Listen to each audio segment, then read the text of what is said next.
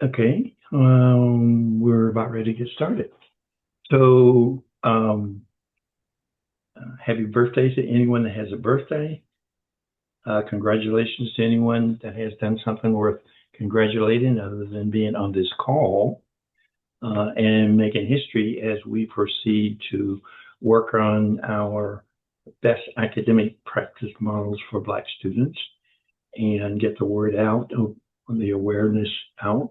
This is a major initiative. We are blessed to have members of the team and a guest tonight. And Dr. Weezy who is the chair of the Board of Directors Education Committee, is trying to get in and hopefully will.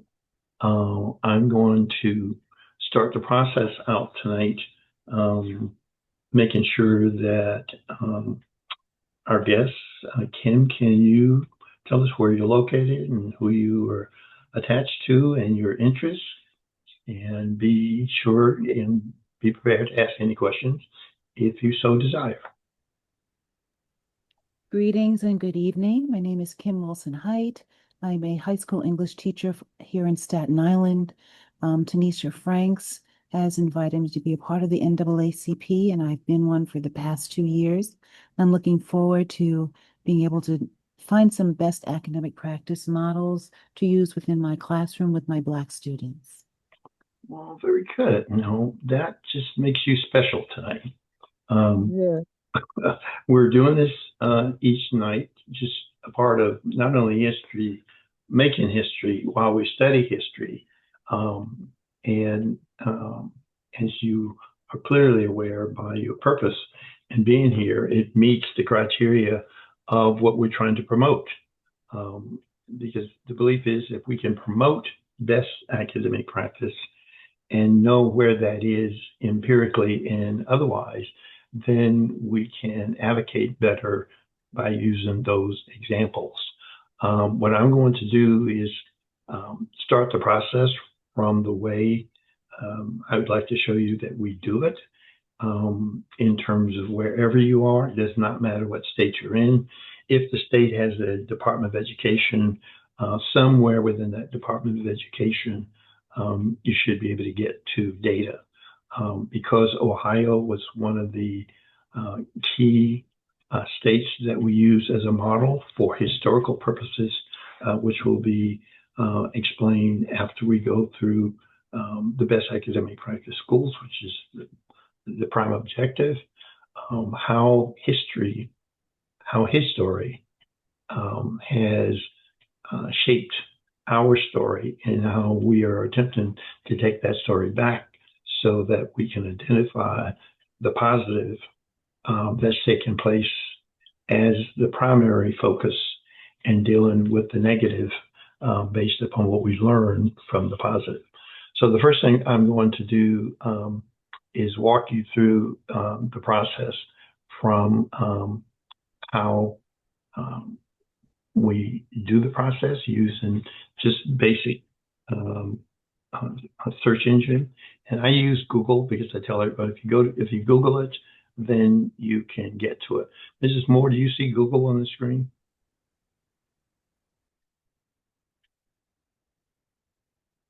Okay, Mrs. Moore. Yes. Okay, so I'm going to go out and come back in just in case. But what I want to do is, for the benefit of our guests, is Kim, what we normally do, and you may do this already, but for the purpose of making sure this recording can be used later, and if you would like to have a copy, you can, is I'm going to go in Ohio.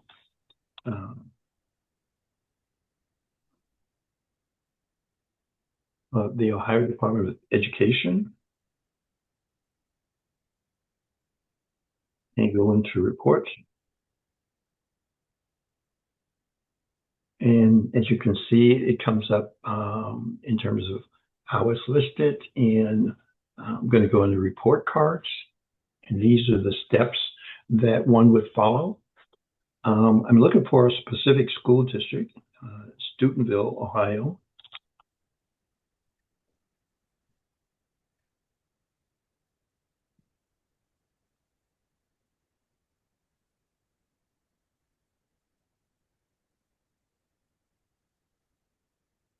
Can someone get that for me?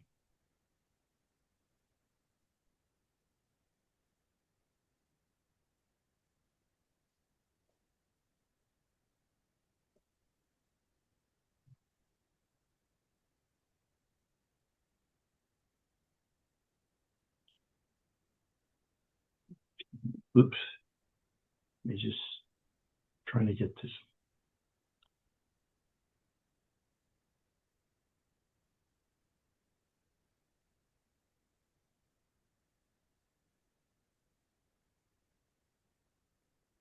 And Steubenville, Ohio is Steubenville City in Jefferson County. And this would be Steubenville's overall district report card. Melinda M. Young is the superintendent. The NAACP arranged a session with Superintendent Young to talk about the district as a whole. We also had a meeting and invited the principal of Steubenville High School to participate in a recording, which I will make available because of their involvement in this particular process. And as you can see here on the top, these are their overall scores. They have an overall rating of 4 in achievement. They have a 5 rating, and I'll walk through what those ratings mean, and so that we can see the whole profile.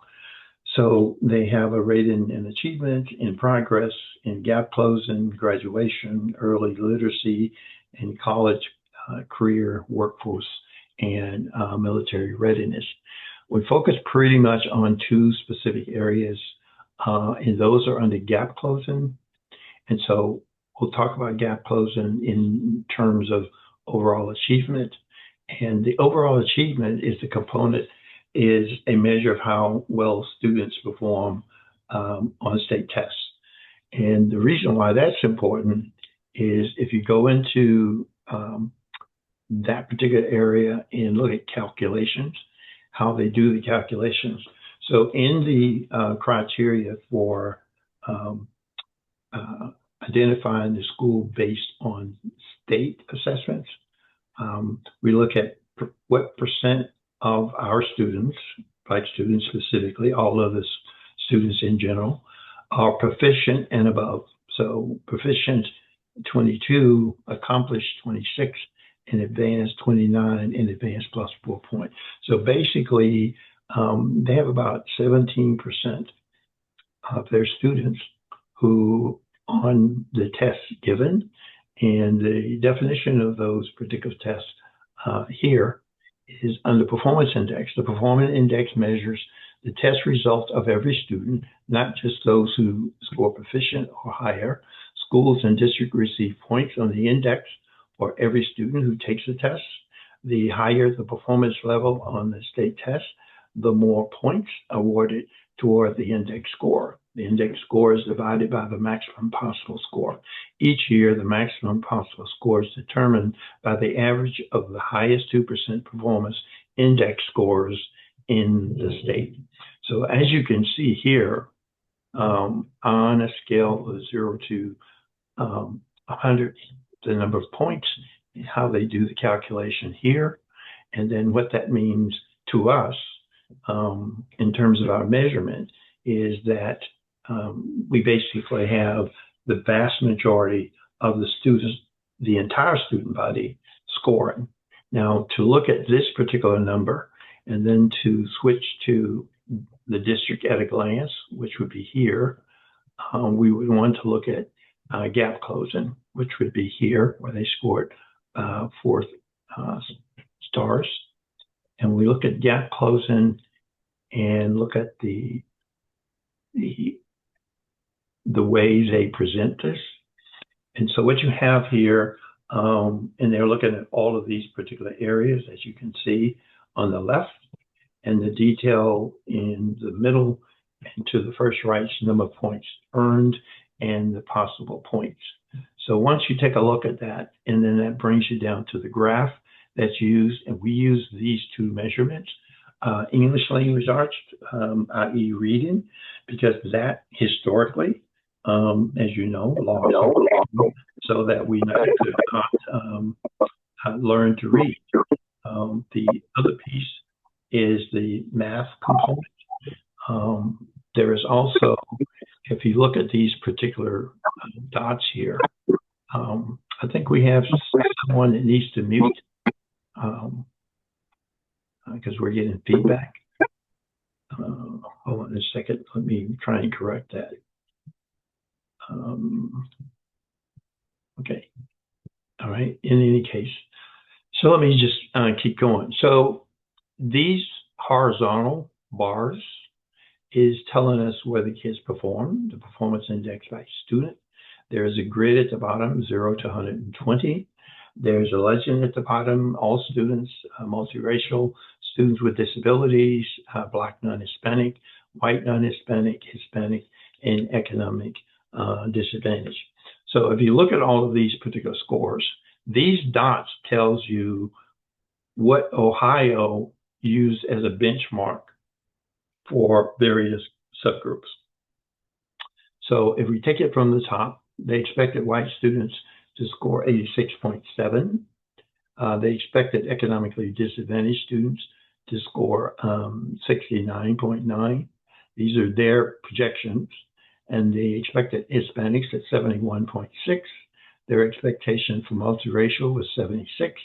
Their expectation for students with disabilities, 58.4, and their expectation for Black students was 61.9.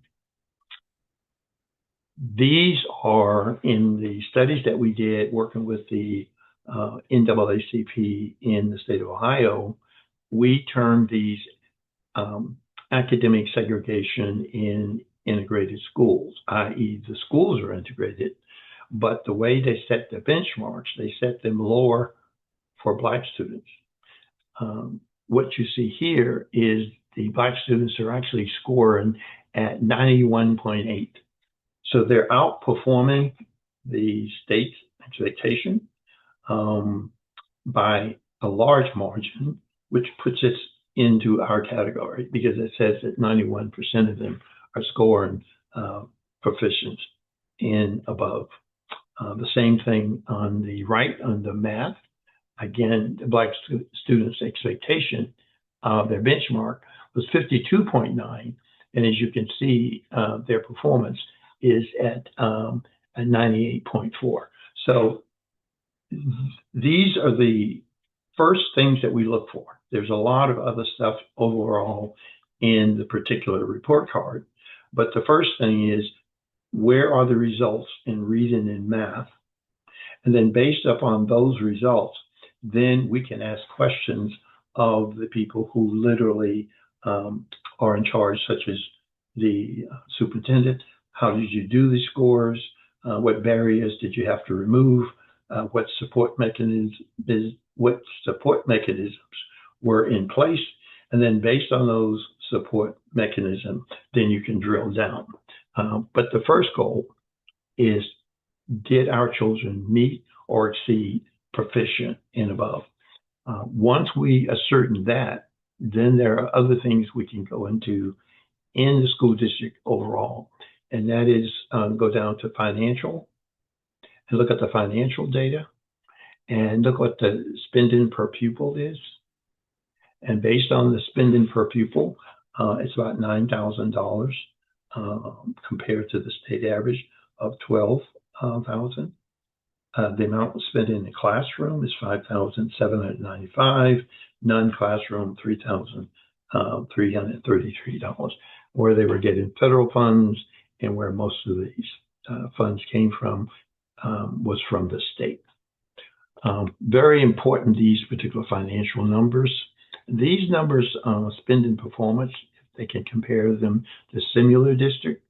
They can do a comparison on districts, and they can do all districts. And the key is to find out where they stand in terms of pound for pound above median.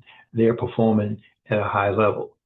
And the reason why that's important is when you go down and look at detail, which would be here, and you drop down on detail, what you're really looking for is what is the economic status of that particular school district. And what you see here is they are a 99.8%, virtually 100% poverty school district. And that's one of the reasons we chose to use Steubenville step one. Number one, it gets rid of the idea that poverty is the only reason. Two, it allows us to see what can be done even when poverty is present, based on leadership, based on resources, based on barrier removed, and then how are each of the groups. As you can see here, Black students are 24%, which is above the percentage in terms of the state of Ohio attendance. And so that's a good number for us to use as a control.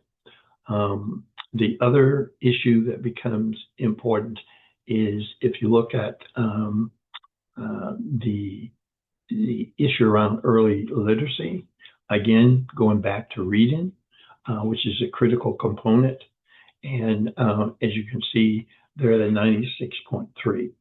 So the very key things, one, reading, English language arts, math, because of math and science, and how those things interact. And then at that point, we can go into a lot of other diagnostic components. But what I want to do tonight, having looked at the district as a whole, is I want to go to, let's see, this area here. District details, graduation, back to the homeschool, and then I want to put in there's to the top right. I clicked that before I said what I was doing. What it said was district details, and these are district details overall, which is on that particular other page. There is an area that also gives you an opportunity to look at staff in terms of the counselors, nurses, psychologists, the whole list here on the state average. It compares with the state in terms of what the state does as well. So again, all of these parameters, but the very first parameter is what are we doing in reading, English language arts, in terms of proficiency on the state test, which by law is required. What are they doing in math? What were the benchmarks or expectations for our students in comparison to others? And number one, did we underperform or did we overperform given their particular benchmarks? But more importantly, how high did we perform on bias state tests? In other words, we know that the tests are biased up front. Because they're biased up front, when a district such as this 100% poverty school district outperforms many of the other districts with more money, then in fact you see a difference as to, quote, what can be done and what type of money school districts are using. There are other things within the school district that I learned as I was engaged in this activity, and that is there are on the Ohio NAACP state site, we went into areas of intrinsic and extrinsic things, tangible and intangible things, and what are those things to look for. But we only did that once we knew that our children were achieving at a high level. The most important, number one, how they're doing, what are the results, what are the outcomes, and from there, then going back. For all the students, this achievement point is very important because from an achievement standpoint, this is all the students, which is really critical, how all the students perform. And then based upon how all the students perform, how do our students perform? And then the state uses a 5-star rating and in achievement for all the students. And here, when it says all, as you could see from the gap closing, it did mean all, including our primary focus, which are African American students. So I wanted to be able to kind of drill down into the report card, make it very simple, because what happens when we were looking at Florida, when we were looking at Wisconsin, when we were looking at North Carolina, which Mississippi is going to do on a different day, what you'll see is that there's a difference in the state. There's a difference in terminology, but there are technical papers that are used to determine proficient and above. And part of what one needs to know is how do they arrive at these scores? Because there are times when these scores can be, as you saw in Ohio, the benchmark for Black students was lower than any of the other racial ethnic groups. The category that was rated lower was students with disabilities.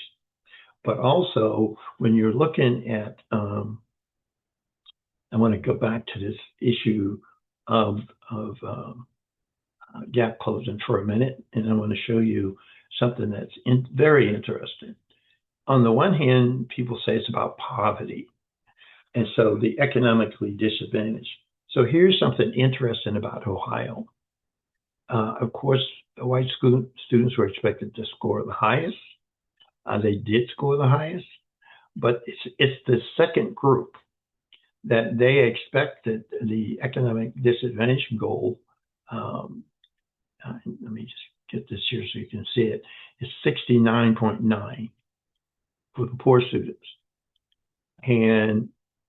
but they expected 61.9 for Black students. So you have to ask yourself, if they're poor and they're Black, why is it that if they're Black, they get in the lower benchmark expectation, as opposed to poor students getting a higher expectation across the board? And these are just interesting things that were picked up and noted as we went through the process. So I'm going to stop for a minute and Kim, give you an opportunity to ask questions. There's a lot more in the report card. I'm covering the big picture overview on the overall Steubenville report card. And I think what I'm going to try and do before we do that, let me see if I can get Youngstown. And Mr. Matt Wilson, I have Dr. Nweezy right here on the phone too. Okay, so I'm going to go to Youngstown City Schools for Kim's benefit. So here you're looking at a school district, and some of the NAAC people from Youngstown are here. So I'm just going to switch over to give you a comparison from a district standpoint. So you just saw 100% school district, 100% poverty. This is a school district in 100% poverty, and yet on their achievement, they only have 2 stars. And what does that mean? That means when you look at the calculations, it means that 48% of the kids are what we call F, that's limited, and 22.7% are basic. In essence, what you have is 70+% of the kids below proficient. That's a real big number, but let's take a look here at, again, what is the financial status of the district.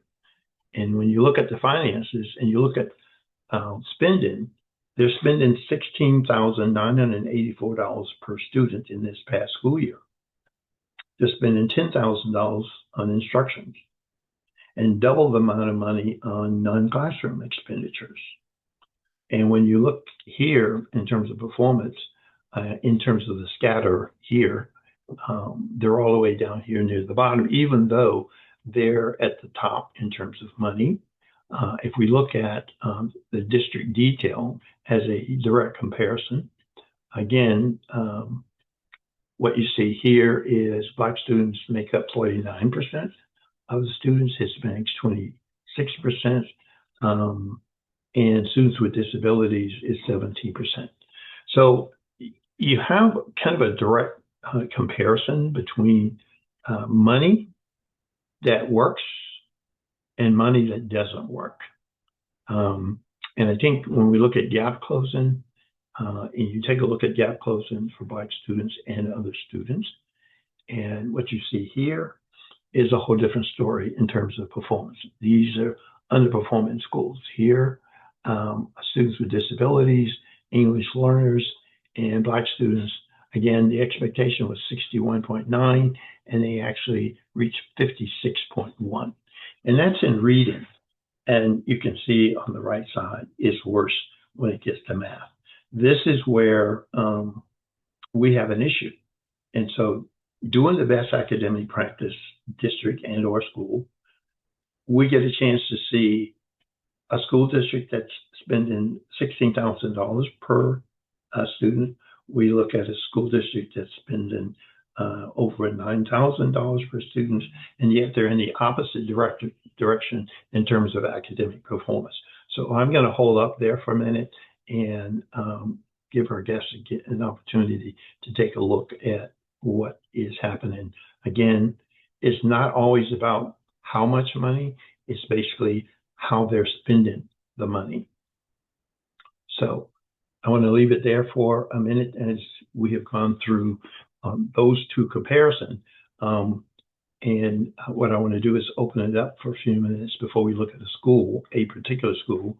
Those are two different school districts in Ohio that we spent a great deal of time with, understanding how they got where they got to, how they got there, what they did, what their philosophies were, and how did they use less money, and what were the intrinsic and the extrinsic things that sometimes you can't see. For instance, in Steubenville, they grow a lot of their own teachers, which I know makes a difference from an intrinsic standpoint, because they know the schools and they know the philosophy and they buy into it. And we look for the same thing after we get the numbers. We then look for the intangibles. So I'm going to stop for a minute. Any questions that you want to ask, we can go back and take a look at either one of the school districts and drill down if you would like for even more information. Any questions?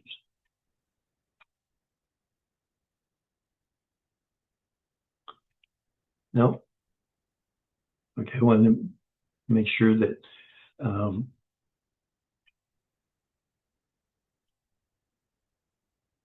so I'm going to ask Thomas, any questions? And this is just the process. I'm trying to make sure that everyone understands the process that we are going through in order to arrive at these points. What the first point, outcomes, and reading, and second in math, and then kind of everything else, and then how much money are they spending, what's the makeup of the school, what's the economic financial status of the school, and then how does that compare to other schools in other districts in around. So again, any questions? Mr. McWilson, may I ask a question of Sure. some of the new people that have joined with us this evening? Okay. Have they seen any of the state report cards before now? Have they gone through any of their state report cards and compared them with any of the schools in their districts? Or do they know their district standing? I'd like to ask Anthony and Kim if they have gone through the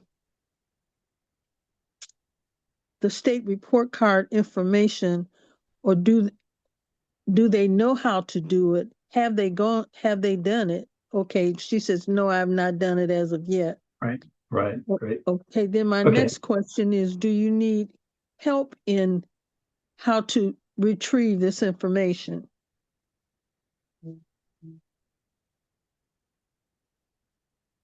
Kim, do you need no?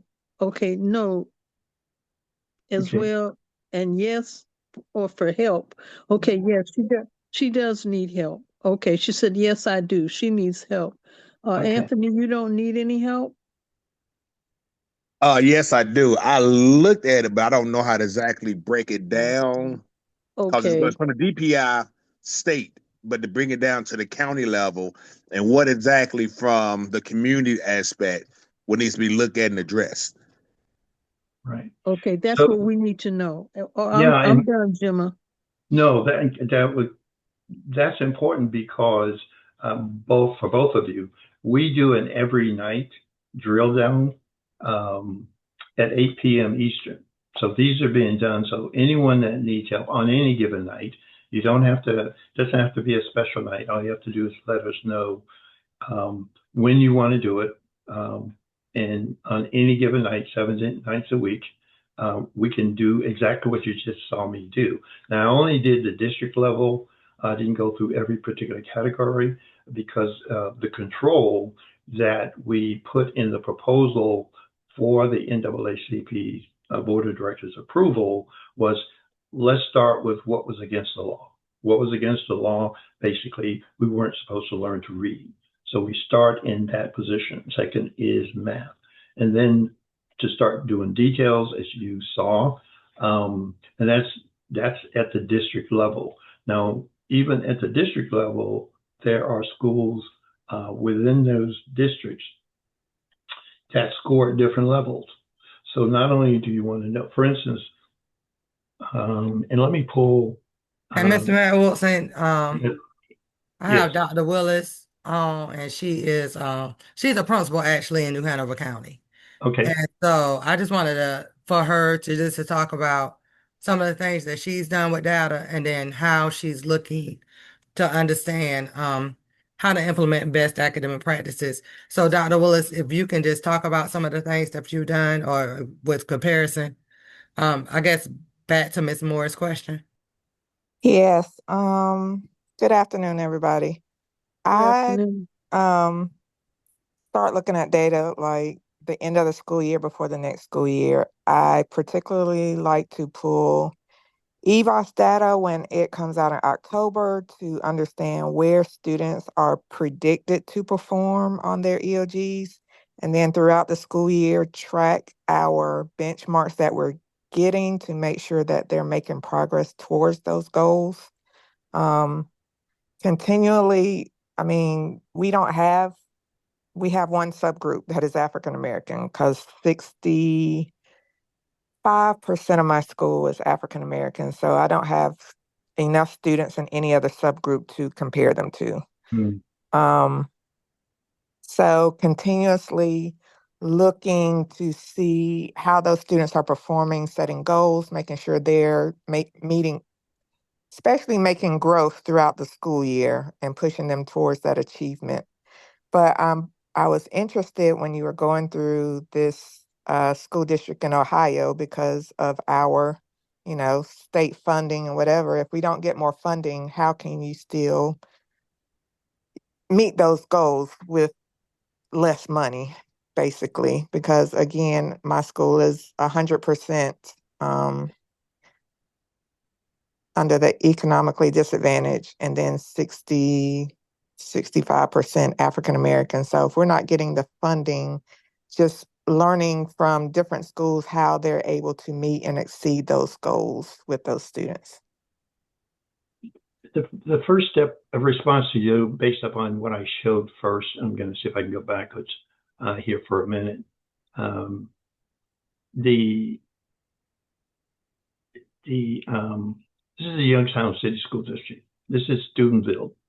And I'll go back to the financial, and then let's compare your finance per student with Steubenville, because again, this is a 100% poverty school district. And let's go to spending per pupil. And as you can see here, in comparison to what we were showing in Youngstown. They're at 9,000. Youngstown is at $16,000 per student, and basically are near the bottom in the state. As a matter of fact, it's the only school district in the state that is still under state takeover. And so when you compare the money issue, how do you compare your operating spending per pupil, classroom instructions, and non-classroom instruction spending in comparison to Steubenville?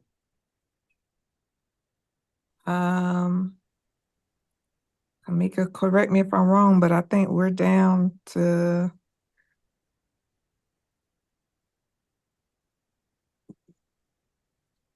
we're not at 9,000, I don't think.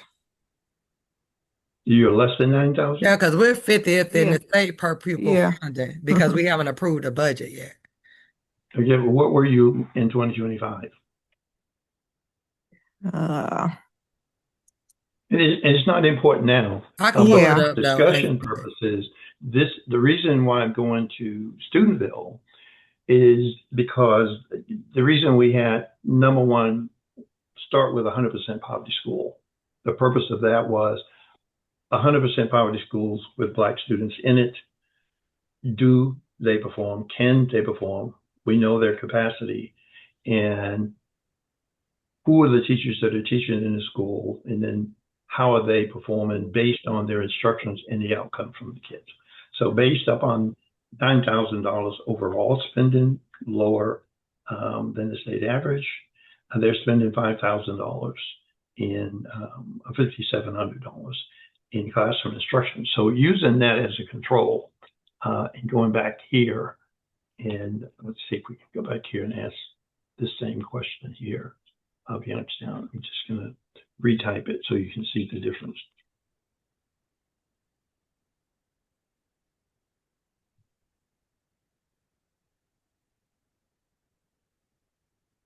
Okay, let's go back to Youngstown, and we're going to just drop down in Youngstown again and go back to the finances. So here, as you can see, they're spending $7,000 more than the 100% poverty school district. They're spending twice as much in classroom instruction and twice as much in the non-classroom, and they're on the details, their particular Black population is 49%, but more importantly, the economic disadvantage is that they're in the same basic category. So again, looking at that, and the other thing we also look at is the percent of students with disabilities, because that tells us also there was a lawsuit settlement on students with disabilities, and the chair of the Youngstown branch right now is in a public records request process with the superintendent and superintendent support team on getting a copy of the district's response to the state disability plan. So we look at all of that information in discussions, and then turn around and take that Steubenville piece and sit down and say, okay, what is it that we are missing? What is it that teachers, and not the NAACP, but what can you learn from Steubenville? Can we arrange a forum, a session where they're present? As a matter of fact, part of what we did at Youngstown State University is we brought the superintendent from Youngstown State Schools in for a presentation of principals of 100% poverty schools that were performing at the high level. Steubenville is performing in the top tier in Ohio at its 100% poverty school district at less money than what you just saw here in Youngstown, which is getting roughly $7,000 more per pupil. So when you're looking at that, and all you have to do in terms of us, we're on every night at 8 p.m. Eastern. So once you pull your data, and you can do this all month, it doesn't matter, then we can go through all of that, because this is looking at a school district But one of the things that the President Brown, who works, Mrs. Moore, who's a retired school teacher, President Brown, who is president of the Youngstown branch of the NAACP, are working with the state conference presidents in terms of looking at the state as a whole. I think the number I'm going to give you right now, and I can be corrected, I believe one of the staff people are on, but I believe when we did the numbers there, they had somewhere between 300 and 400 schools that met the criteria. So 443. how many? 443. 443. Okay, so we had 443 schools in the state, and then we look at the percentage of kids and the percentage of schools, and we look at all that. But finding those best practices, and then it kind of changes the paradigm in terms of advocacy. It's really saying, okay, I know what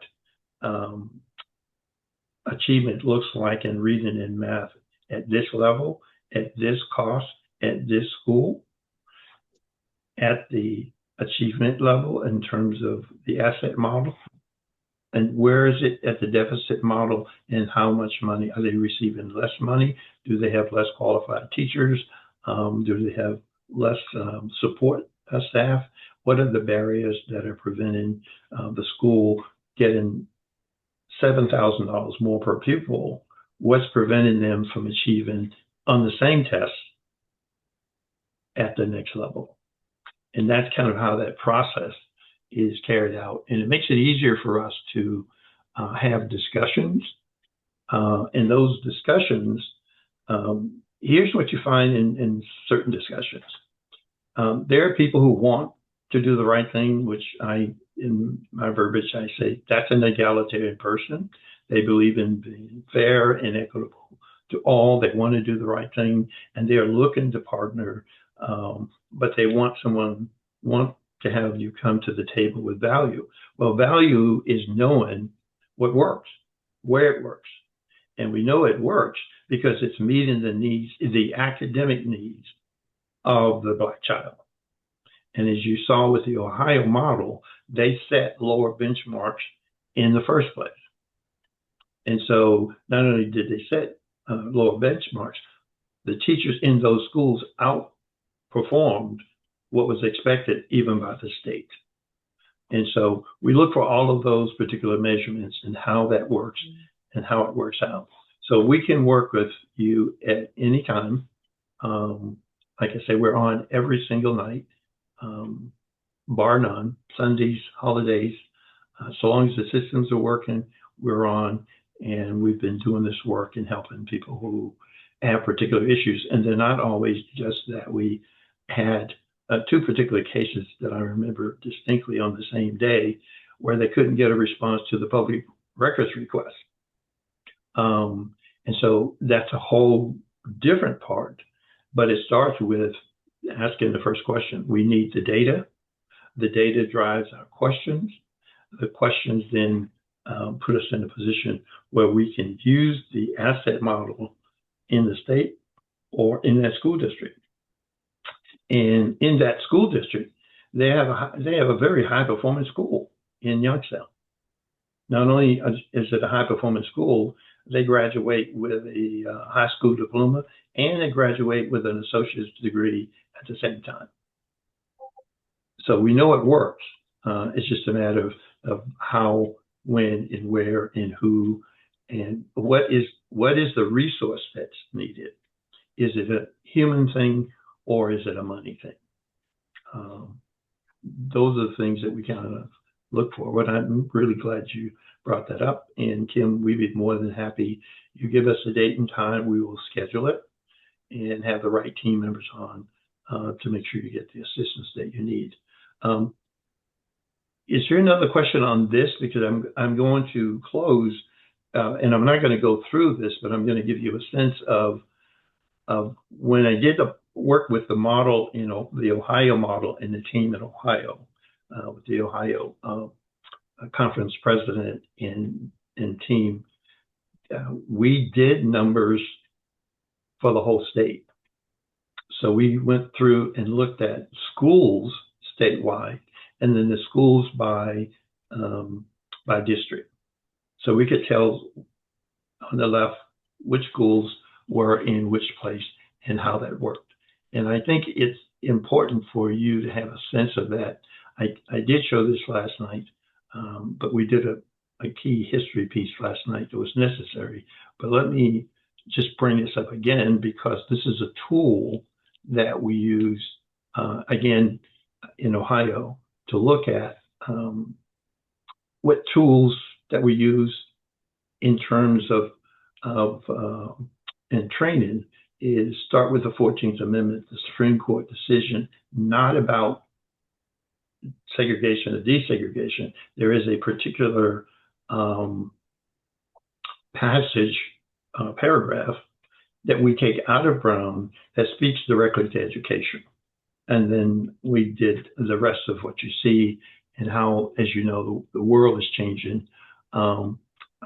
The parent-student union, which we teach parents directly out of the parent-student union. I'm going to see if this works. I can do this from here. Mrs. Moore, am I in the conference? State conference? Yeah, educate, yes. Okay, so what I just did was went in the Ohio State Conference. And the reason I'm doing this is this is the model that we're recommending for other states to whatever degree. But as you can see here, there's a section on education. There is an overview. We also did something that was unique from the standpoint of history, which we're in right now. So here is a research piece I did. I'm going to try and get this out of the way. So when they told us that there was no systemic racism in Ohio, the key is to prove it by constitution or by law. So if you look here at 1803, the Ohio Constitution, which is its founding document, in Article 4, Section 1, assigns the right to vote only to residents for at least 1 year who are white males over 21.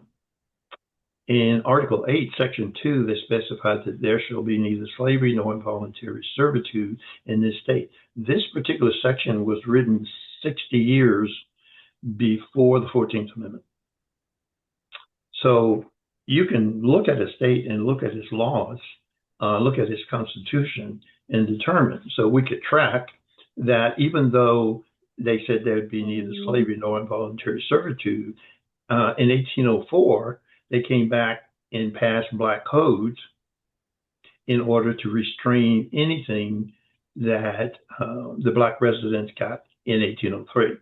They did the same thing in 1807. For instance, in 1807, what is going on right now in terms of immigration, they wrote black codes in 1807 that would limit blacks' ability to marry, to own guns, to protect themselves, and to immigrate into the state of Ohio. So we use all of that, those measurements in terms of overview. As you can see here, there is a Supreme Court decision is here. And the Supreme Court decision is really critical because this particular area, if you read that, it's a very timely quote, and it's timeless. It starts with today. Education is perhaps the most important function of state and local governments. So all those things play into advocacy and how it's used. There's a bus symbol put together based on the bus boycott. Black kids in the back of the academic bus based upon the benchmarks by the state, and also the task force work and who participated in what the basic things were, support letters that came in, the team members, including on the Ohio team was Dr. Dora Nwizi, who is the education chair at the national level. So we had the right mix of people to put together a process to make it easier for everyone to have access, how it was being done. But it's, again, it's still a battle. And it's a battle not because of poverty. Poverty is secondary to just being black and racism. And that's what we found. And that was statewide. And that's even though there were laws in place that says that that wasn't the case. So I'm going to stop there. And Mr. McWilson, there yes. were two people that wanted to make appointments. They want, can you, Kim and Anthony, can you send them the links? Yes, as a matter of fact, why don't they just send an email to, let me just, Anthony had to jump off. I'm about to include you in the email with him. So okay, that's you're going to send them the email? yes. If Kim wants to put her information in, and I have Dr. Willis's information. Okay, good. Okay. And I'm And include then everybody. yeah, and all they have to do is set up a date, and we Okay. will go from whatever date. Again, there's no restriction. You choose the date, 8 p.m., and we will simply set it up and go from there. Okay. All right. Well, I appreciate everyone being on. I appreciate the questions. We're excited about. Again, this is making history. That's us helping us do what we need to do for our kids, and to the degree that we can do that and do it well, it's going to be amazing. And this is going to be an amazing month. So, with that, unless there's another question, Terrence, do you have a question before we start to go out? No, I have a question. I'd like to apologize that I came in late. I was coming late from another meeting and snowing in Buffalo, but well, let me check. there are two. You have two things that you can do. One, this is going to go on straight through the 28th at 7 because we're doing it for this purpose. But right after this meeting, 8 o'clock, we have our normal 8 p.m. meeting. You could come into that meeting. We can go into your system and do it there as well. You don't have to do it just in this meeting. Okay, great. Thank you so much. Okay. All right. No Blessings. problem. All right. Anything from anyone else? The rest of the team? Virginia?